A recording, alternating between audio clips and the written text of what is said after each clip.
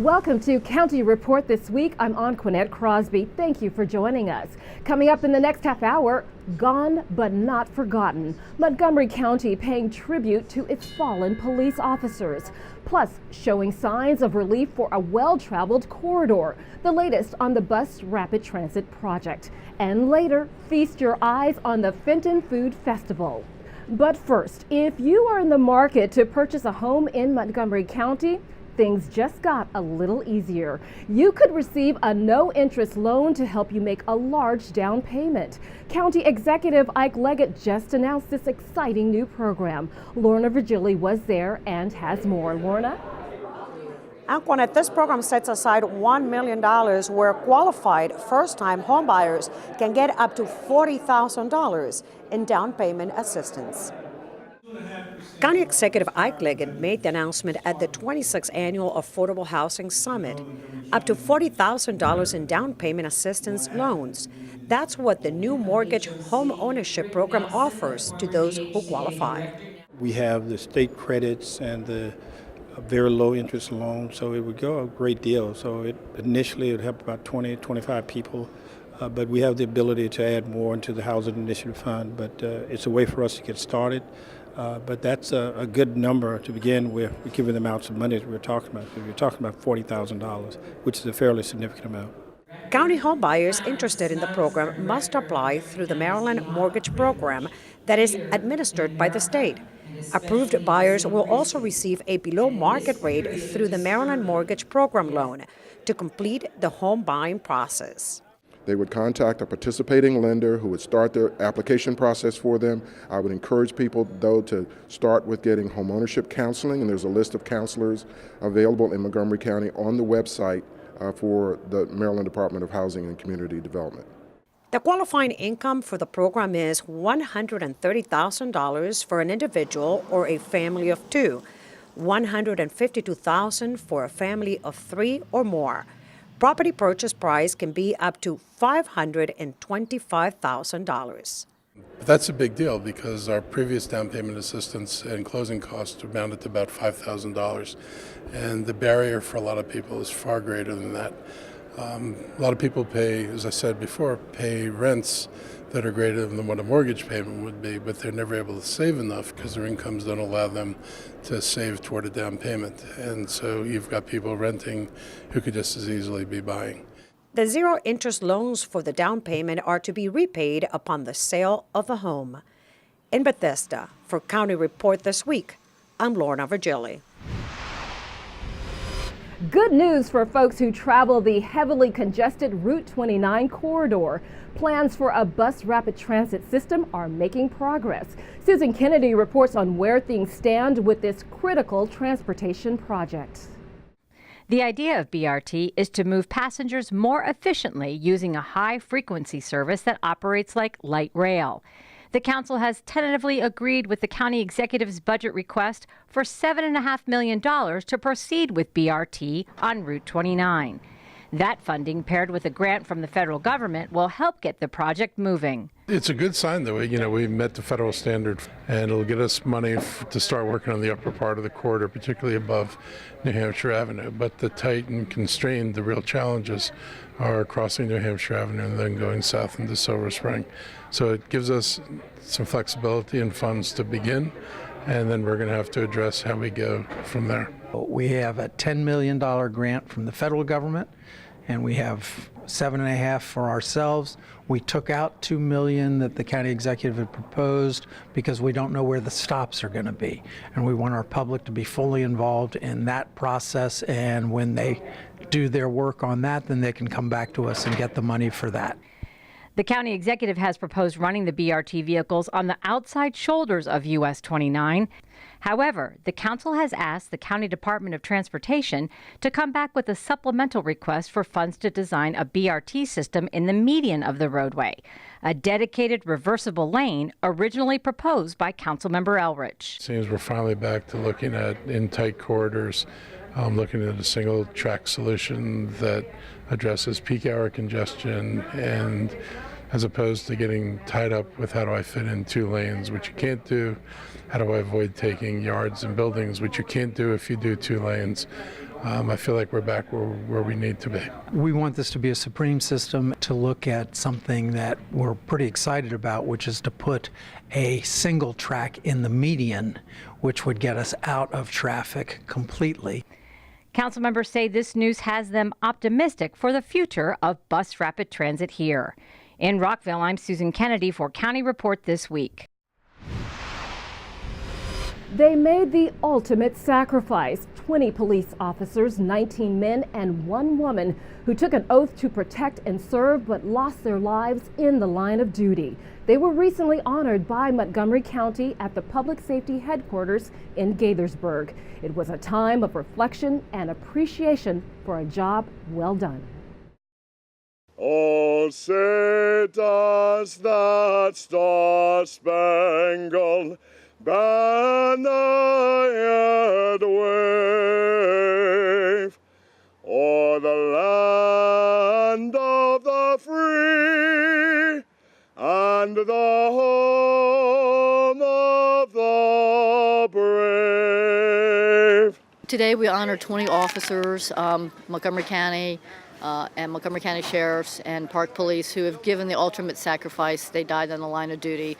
We have 1 woman who died, but everyone else has been a male.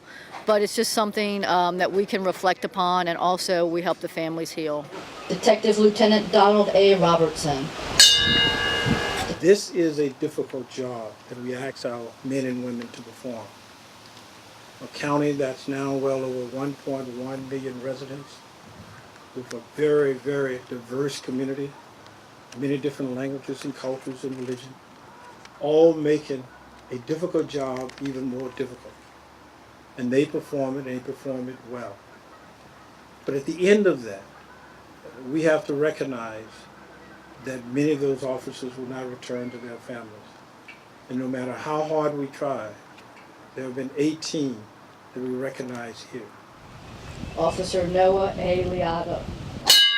As I was talking to one of the officers, he was telling me that, coming here makes him think, and he knows that before he goes to work every day, he gives his children and his wife a kiss and a hug, because he doesn't know if he's going to come home the next day. He doesn't know if at the end of his shift, he will be able to do that again. That's what this is all about.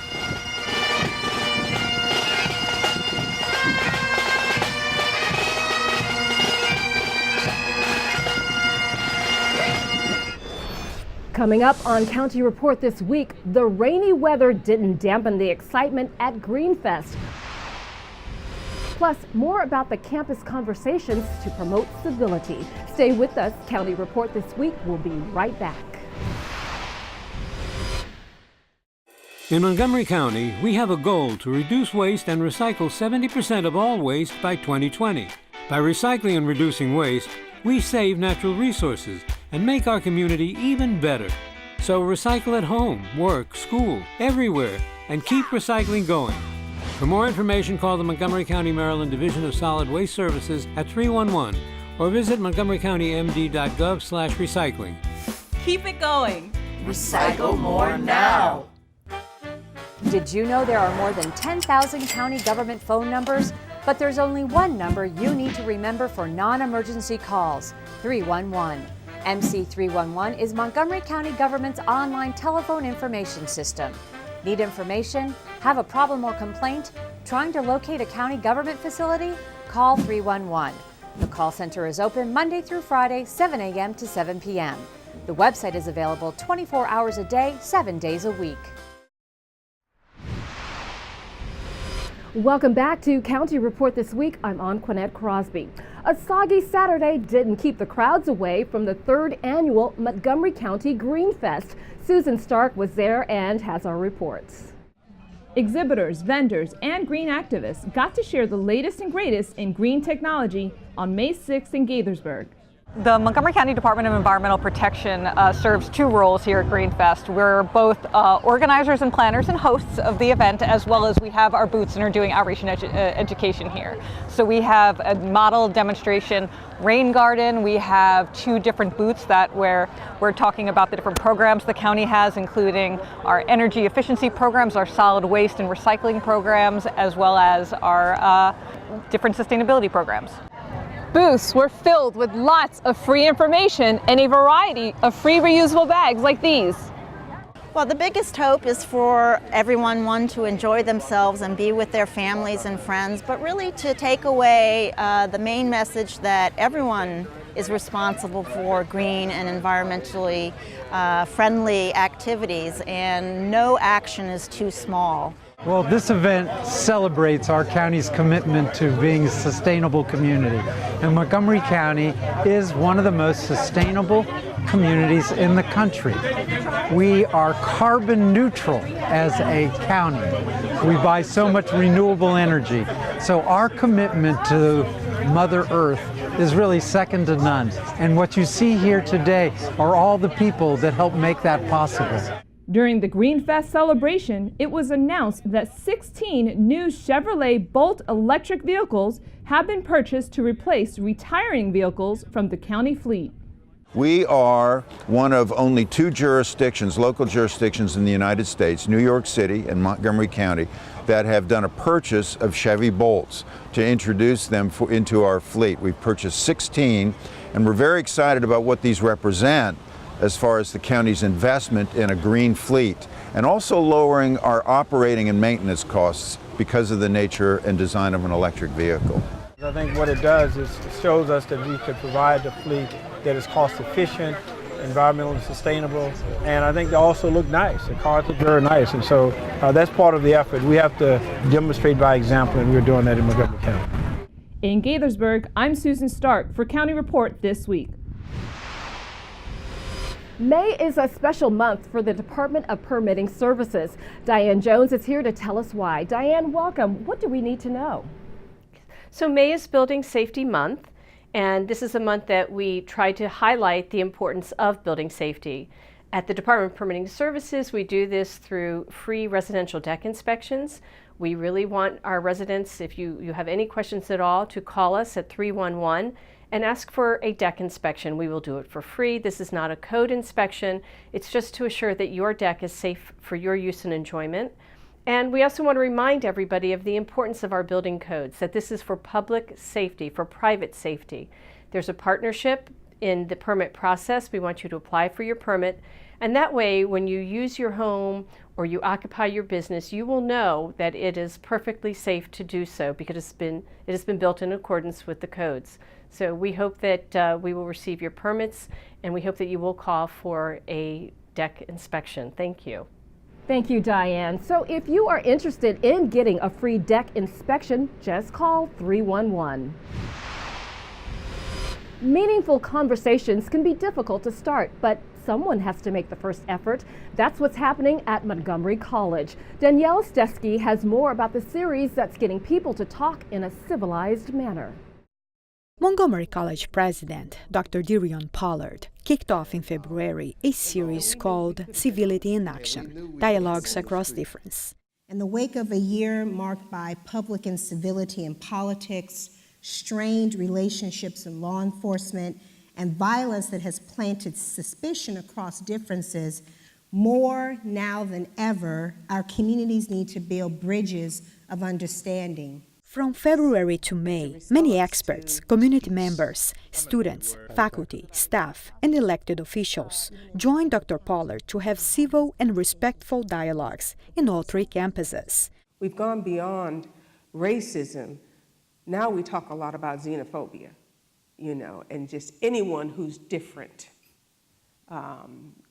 they get to be demonized. Chief Thomas Manger, Chief of Police in Montgomery County since 2004, participated in the dialogue series. We talk about hate crimes. We talk about issues that are unique to the LGBTQ community. Last night, we had a guest speaker. It was a trans officer from Washington, D.C. Police Department who spoke to the group about what it's like to be a trans police officer. Another guest of the presidential series was Ambassador and Congresswoman Connie Morella. I mean, I had the Republicans liking me and the Democrats liking me, and it was because I respected them all.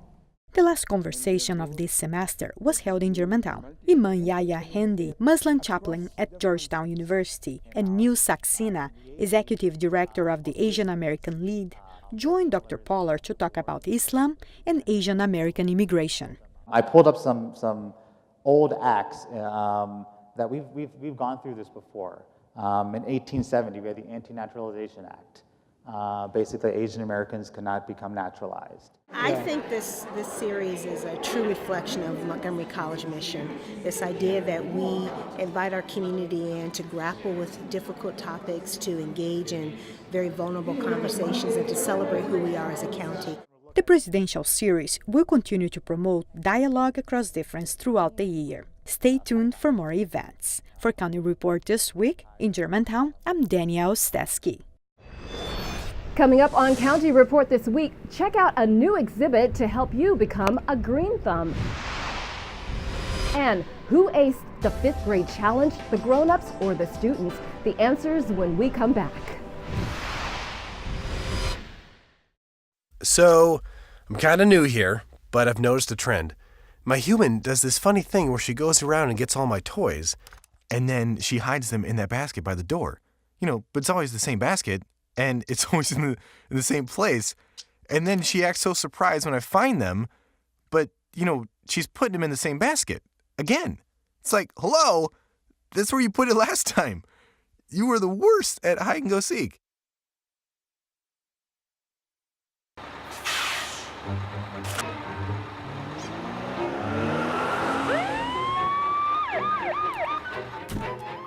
Hey, mister, down here. You illegally passed the stop school bus.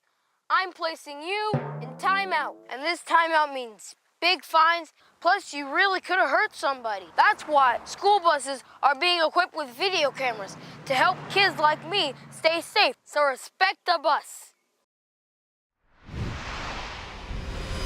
Welcome back to County Report This Week. I'm Anquinette Crosby. In Rockville, there's an area known as the Stone Street Corridor.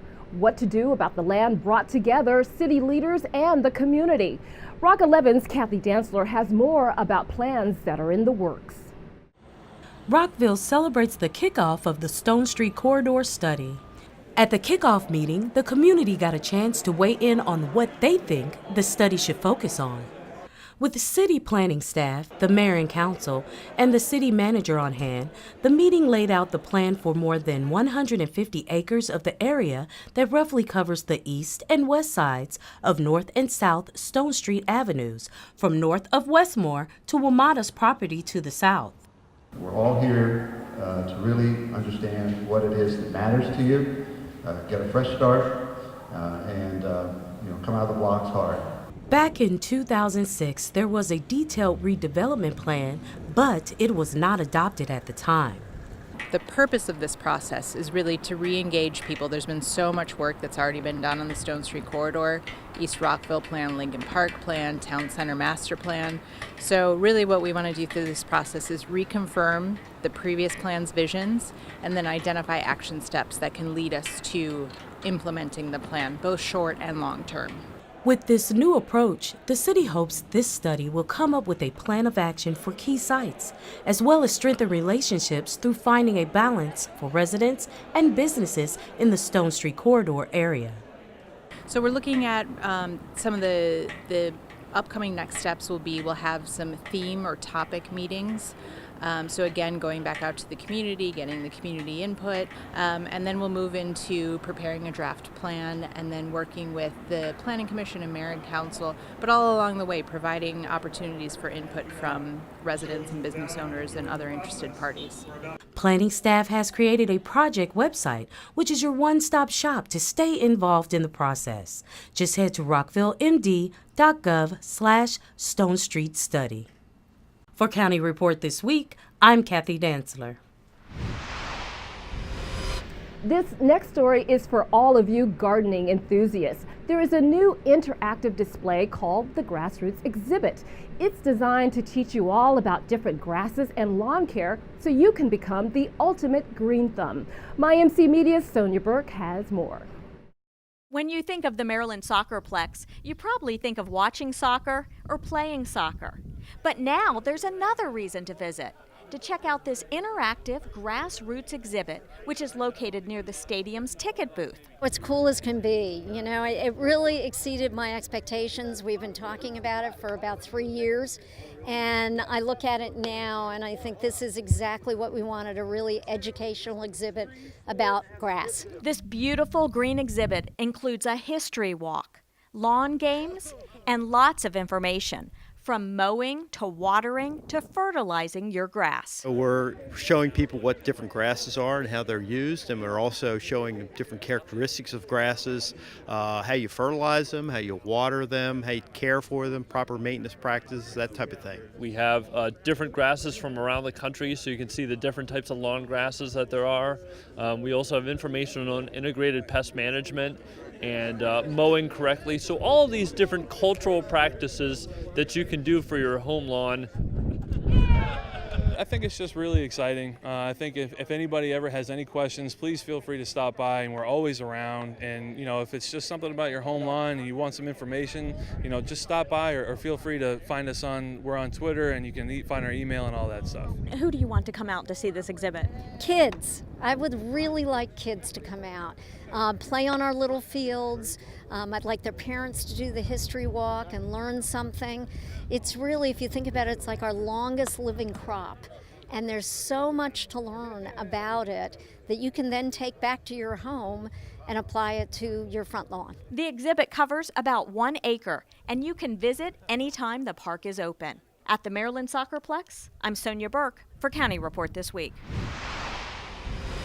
The grown-ups were recently put in the hot seat as they went head-to-head with local 5th graders. It was all for a good cause during the annual Are You Up to the 5th Grade Challenge?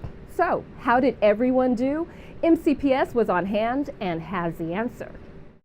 For what purpose does the harpist use his or her feet? To provide balance and to steady the heart more. It was a night of questions, answers, and fun at the 5th annual Are You Up to the 5th Grade Challenge. The event, held at the American Film Institute Silver Theater, was a fundraiser for the Montgomery County Public Schools Educational Foundation. Are You Up to the 5th Grade Challenge is a game show designed to do a lot of things. The main thing is showcase both our 5th graders and the curriculum. It's also a major fundraiser for the Educational Foundation. The program featured 4 local celebrity contestants, answering questions straight out of the MCPS curriculum. Helping the contestants were 5th graders from 25 MCPS elementary schools. This is a really big deal. Master of ceremonies for the event was Montgomery County's First Lady, Ike Leggett. She was assisted by former principal and current director of the MCPS Partnership Unit, Elaine Chang Baxter. Well, thanks to the youngsters, I did well. I think I brought in all the money I could for the foundation, so I'm pleased with that, but could not have done it without those smart 5th graders. And what did the students think of the challenge? It was first easy, and then the last questions were harder and harder. I worked really hard with my other participants, and I really enjoyed it. It was a great learning experience because the answers I didn't know the answer to, now I know the answers to them. I don't think the adults would get the questions right without our help. The grown-ups or the adults or something like that couldn't have gotten it right without us. Coming up next on County Report This Week, we're giving you a taste of what you'll see at the Shady Grove Farmers Market. Plus, a local pet needs a good home, maybe yours. Stay with us, we'll be right back.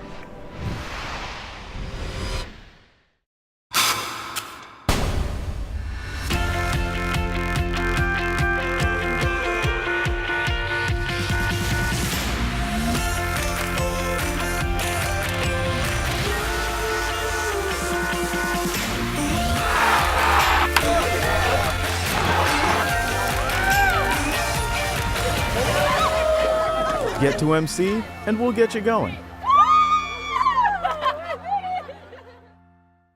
Here's your chance to save money and help the environment. Bring your reusable bag when you shop and you'll save 5 cents for every store bag you don't need. Retailers in Montgomery County charge 5 cents for the plastic or paper bags they provide. Why? Because plastic bags are the biggest single source of stream and waterway litter, causing pollution and flooding.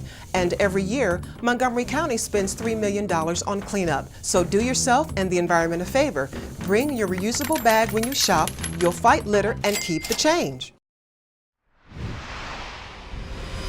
Welcome back to County Report This Week. I'm Anquinette Crosby. Got lunch plans? If not, you may want to check out the vibrant Shady Grove Farmers Market. MyMC Media's Sonia Burke was there on opening day and shows us why it has all the ingredients for success. 3, 2, 1, there it is, all right.